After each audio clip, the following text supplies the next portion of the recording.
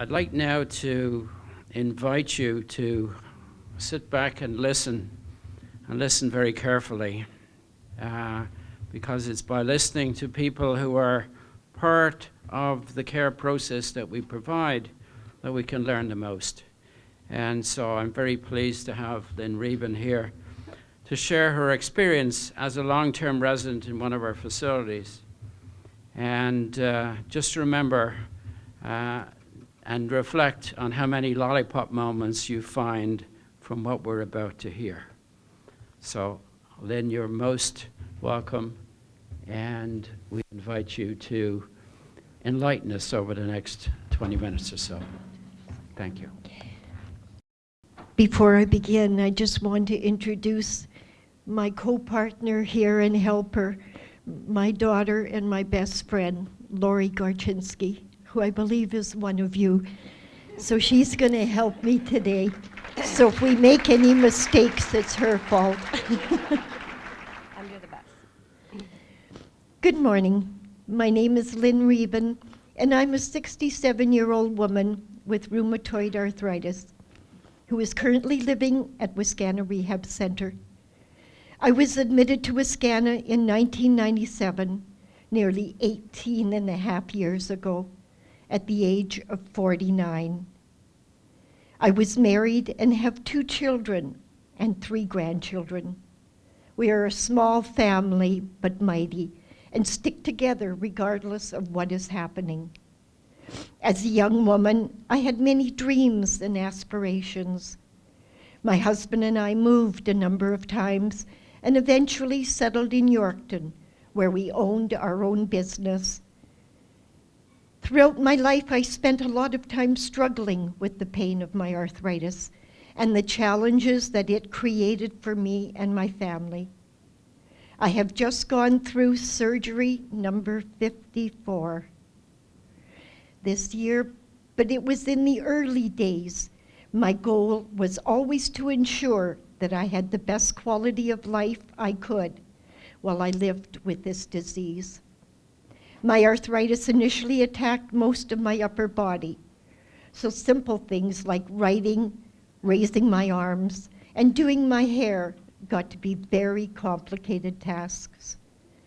Deep down, I knew that there would be a time where my lower body would be affected as well, and I would end up in a wheelchair. But I would do everything I possibly could to fight that time and enjoy my life to the fullest. That would often include water skiing at the lake, dancing with friends and family, and at house parties, and always being grateful and a little stubborn when I felt like giving up. I was the first shoulder replacement at the Royal University Hospital in Saskatoon and spent a lot of time with healthcare staff like physio, nursing, OT, and students asking me questions and practicing their assessment skills on me and my joint replacements. I would try to give them my perspective of being a young woman who had a body that didn't work how I wanted it to, but a mind that was very active and had a lot to contribute. I was a patient advocate and someone who took the responsibility of sharing a patient's story with those who would listen seriously. I know that in healthcare, customer service is a bad word. But really, healthcare is the epitome of customer service. And we, the patients, are your customers. And the only difference that is between me and the Black Friday shopper at Walmart is that I don't have a lot of other options to take my business elsewhere. So I'm here to share with you my journey through our system, because I believe that healthcare is our system, not just yours or the government, but mine too. I have been through the gamut of medications with a number of side effects over the decades that I've had the arthritis. I have been on gold injections, steroids, anti-malarial medications, and a number of pain meds to try and balance my desire to be productive and live my life with a disease that was robbing me of those very things. And I am sure many of you can imagine what it's like to treat someone in pain. But let me tell you, when you are the one in pain, empathy and understanding goes a long way to helping a patient believe that you care. Use your assessment skills, listen to what we have to say, and be an advocate for our pain. Having lay in bed with a broken hip for 3 days before my daughter was informed that I was having a flare-up is really not right. Sometimes as people, we do know our bodies the best. Too often, patients with pain are labeled as drug users or those who are just searching for something better and stronger. We are searching for peace and a point in our lives where the pain is acknowledged and minimized, if at all possible. I know that one of the goals that you work through as a region is patient pain management. Don't stop focusing on this, as it is a very important part of many of our lives. When it came to a point where we decided it was no longer safe for me to be at home, and the risk of falling or hurting myself was real, we decided that I needed extra help and support. I think you need to take a minute, close your eyes, and picture what it would be like to enter into a care home at the age of 49. Really, just close your eyes for a moment and picture yourself in a nursing home with a number of elderly patients there, and then it's you at 49. This was not where I thought I would be, let alone think that I could use my voice and experience to make an impact. However, I have to tell you that this is where I found a new family and many friends, and have seen a lot of things come and go in my last 18 years. I am now the only person left on my unit from when I was first admitted. I realize that care homes are often for folks who have lived a long life or have had challenges like mine. But there is a real sense of your own mortality when you watch rooms change over because someone has passed away, and you wait for someone new to be admitted. I was welcomed into my new home, but I have to say that those initial years were very interesting. I was often told that this was my home, yet I was always told that I had to be in bed by 7:30. Now, I'm not sure how many of you are told by your banker or landlord when it's time to go to bed in your own home. But that was one of my initial experiences. Now, while I appreciate the need for routine and schedules, it was a real shock to have someone who did not want to spend their entire evening in bed. After all, it makes for a really long night. Gone were the days where I could lounge in my PJs, decide what I wanted to eat for lunch or a snack, and when I could or could not have a bath. It took a lot of debating and support from my family, advocating that this routine was not one a 49-year-old woman would be able to accept to.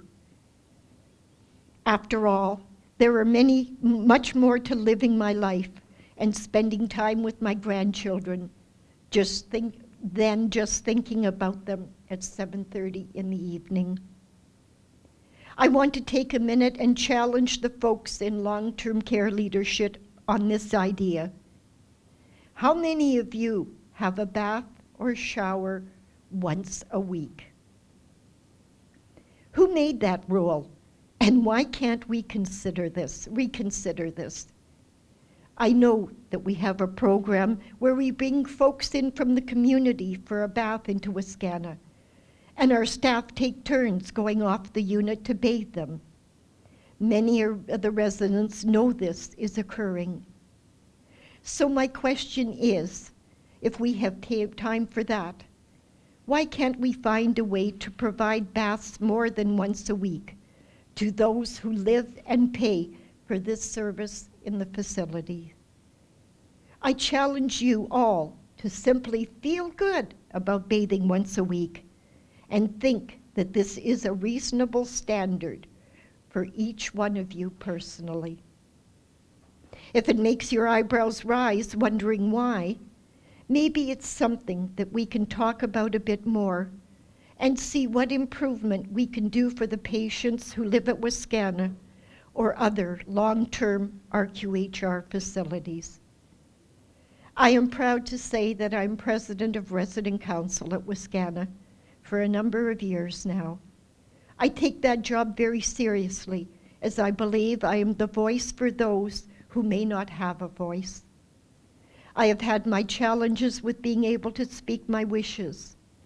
I do have to say that I am concerned because when things happen to me, and I can share my concerns, what happens to those who cannot express themselves? It does leave you feeling very vulnerable, as I am sure you can all imagine. Over the years, there have been a number of projects which we have participated in with our families and residents. We held a craft sale for many years and raised money for equipment such as mattresses, IV poles, ergometer, exercise equipment, as well as providing money to support music and rec therapies. We understand the importance of ensuring that we do our part to make our house a home. We want to have our residents and healthcare team provided with good equipment to use or extra money to help support their ideas and truly make these facilities warm and welcoming. A number of us on Resident Council have also spoken to new residents and staff that come into the building so that they have a sense of who we are and what their adopted family might provide them. We speak to new staff members during their orientation to share with them what it's like to be a resident and how they can help us and how we can help them. Sometimes it is as simple as coming into someone's room in the morning with a smile and a cheerful "good morning," instead of us hearing that there's another sick call and you're going to be very busy running short. Don't kid yourself. We know that it's hard work when the team isn't all there. But when the first thing that we hear when we open our eyes, it's not always instilled a level of confidence that our needs will be met for the day. Sometimes this atmosphere then rubs off on the residents, and the day is off to a bad start all around. I understand that there is a lot of focus on infection control and hand washing. We see what goes on every day and how folks manage this work. There are great ways to support hand washing and ensure that not only are you safe from our germs, but we are safe from yours. I have a central line that was inserted because after 54 surgeries, there are not many veins left who want to participate when the need accesses them. If there was a possibility, I think I could actually be certified in how to clean and flush this IV myself. You have to remember that I've done this every week for many years now. I know about the push and pause technique, and I also know that you have to wear sterile gloves to make sure that my chance of getting an infection is low. When staff don't follow these skills, I know about it.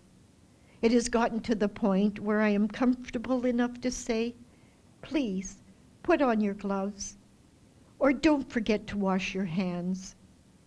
You should not get upset when I remind you. After all, this is my body and my home, and you are here to help me.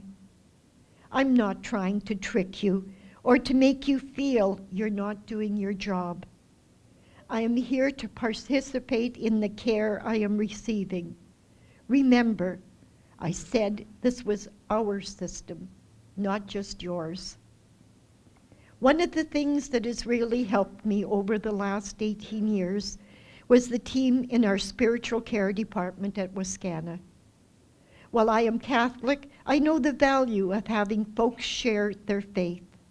Whatever denomination it is within the building has helped us all keep our heads on straight and our eyes focused in the right direction. There are huge benefits of having our chapel at Wascana. We have a number of faiths that all come to this area and pray or share their thoughts with us all. Any of you that have a chance should come to Wascana for Mass on Sunday. As a system, we say that we need to focus on holistic care.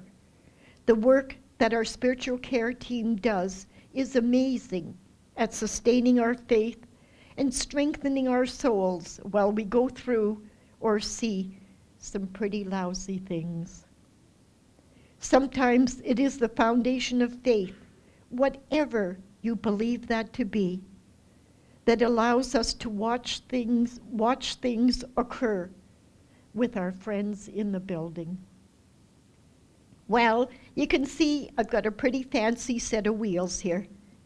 These wheels give me a chance to experience the world outside of 3-3.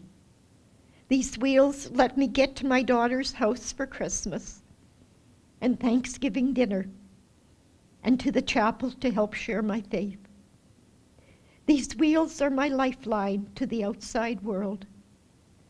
Without them, I am completely dependent on others to help me with my ability to get out and about. While I have a captive audience, I want to ask you to consider ways to help consider more routine maintenance or ability to provide some service to us when things break down. When your car gets a flat or has an engine problem, you can phone the motor club or the CAA and get action.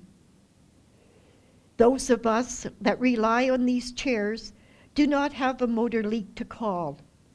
If there was a mechanism to help support some of this work, we would not be left in a manual chair to sit in a room and have to rely on staff to get us places when we can't do that ourselves.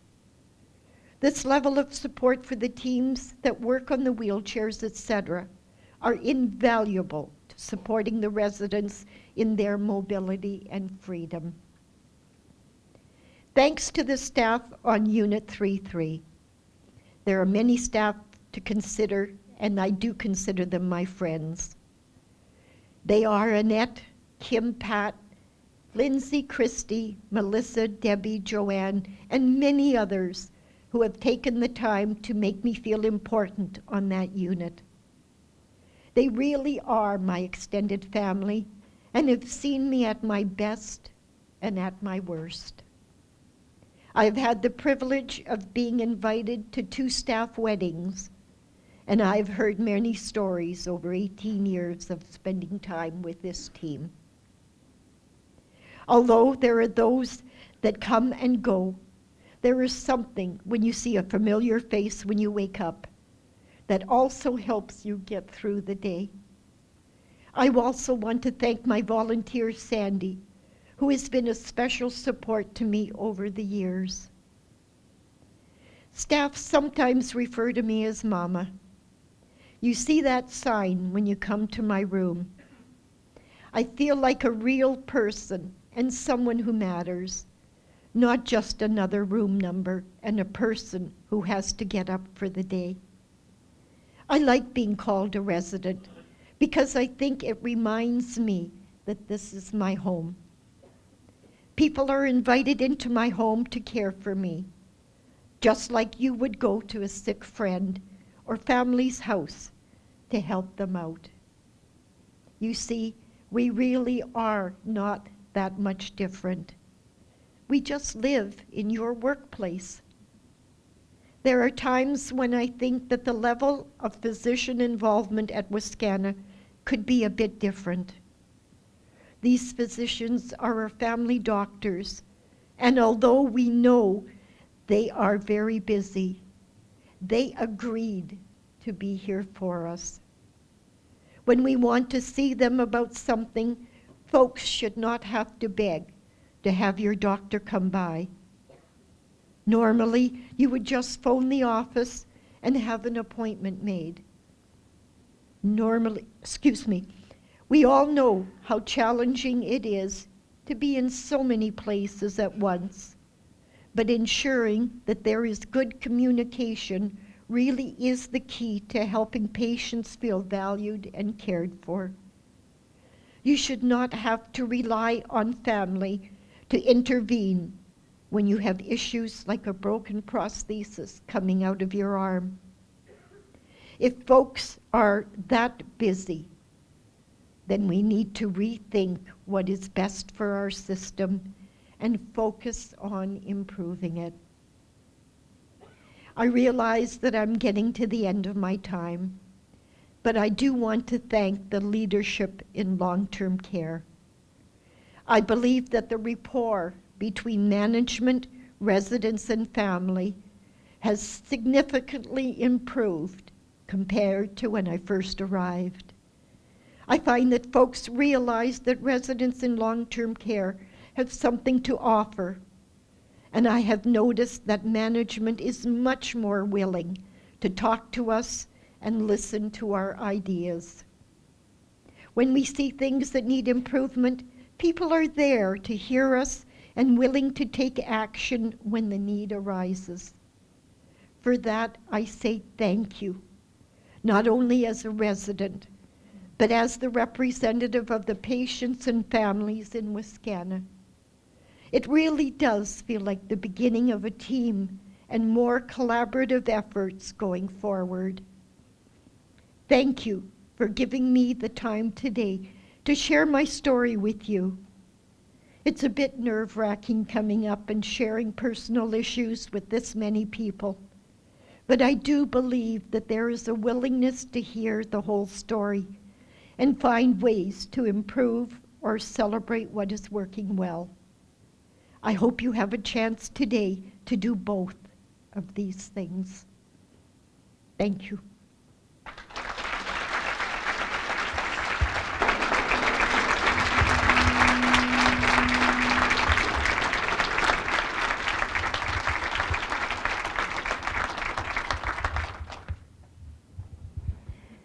So I realize that I'm the only thing between you and lunch. So what I'm going to say is going to be brief.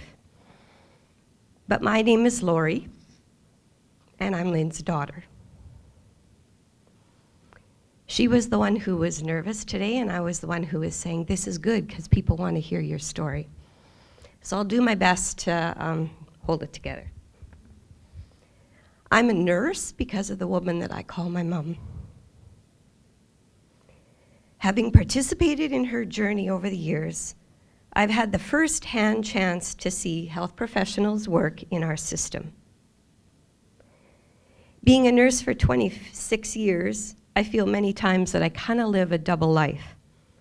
The life of a healthcare provider in a very complicated system, and the life of a family member, which can be even more confusing. I often talk to my team about ensuring that we're making a difference in the work that we do. I believe that it's important for us to make this system the best it can be, because one day this system might be me or my family member. For the last 18 and a half years, I have been the family. My image of making things better for one day has been here for the last 18 and a half years. So my mom was basically my age when we moved her into Wascana, just as you heard. I can remember that feeling, being a young woman with young children, and thinking that I never really understood the feeling of having to rely on someone else to care for somebody that you love. There is a crazy amount of emotions you go through. shame for not being able to do it yourself, guilt because you have a sense of the next leg of that journey, fear that things will not work out correctly, and hope that the people will see your mom just as you do, and grateful that there was someone else who can help you carry the load. She got to be techie, I was old school. You really look into the eyes of those people and hope they see the woman who liked to water ski and dance and make people smile and inspire me and my family to never give up, even when sometimes the odds don't look so good. And you put a coat of armor on in case you feel like you're going to the battle for the rights of the person that you love.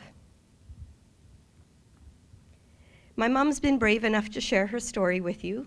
Really, it's our story of her healthcare journey. I have a principle that I try hard to live by, and I kind of want to share it with you because I think it may help frame some of the conversations for the day. My team that I work with will often know that we need to make sure at the end of every day we look in the mirror at night, brush our teeth, and know that the person staring back at you has done the very best they can for the day. I kind of call it my toothbrush test. I need to feel good about working in a system that can support patients and family needs, even when they don't fit the mold of what we think our routine is. I need to be able to know that I've made a difference in the work I've done. It's either a big bang or sometimes it's just a small little step.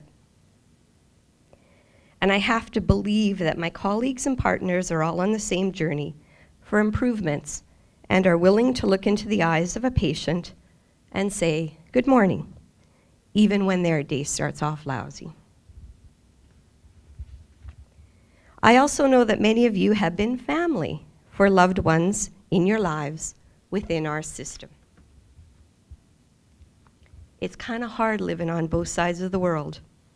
And I do wonder how people do it when they don't have insight into how things run, like we do. And even when we know how things can work, they don't necessarily always work that way.